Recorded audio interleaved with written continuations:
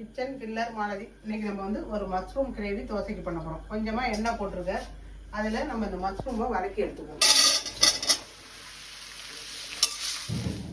பட்டை, இலை, சோம்பு, அது கூட இஞ்சி பூண்டு தட்டுனது, அதுலேயே ஒரு பல்லாரி வெங்காயம் 1/4 கிலோ, ஒரு 1/4 கிலோ தக்காளி,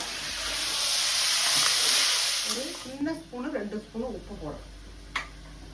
அப்படியே நல்லா வதக்கி மூடி வச்சுட்டோம்னா நல்லா வந்துடும். ஒரு ரொம்ப கிரேவி போடல, 1 ஸ்பூனு கார்ன்ஃப்ளவரு, 1/2 ஸ்பூனு மிளகு, 1/2 ஸ்பூனு ஜீரகம், 1/2 ஸ்பூனு பெருஞ்சீரகம், 2 ஸ்பூனு தனி மிளகாத்தூள், 1/2 ஸ்பூனு மஞ்சள் தூள், இதெல்லாம் எடுத்து வச்சுருக்கேன்.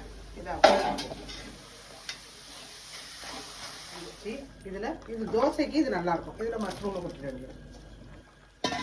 ரெடி ஆகிடுச்சு. மேலால் மல்லித்தழை,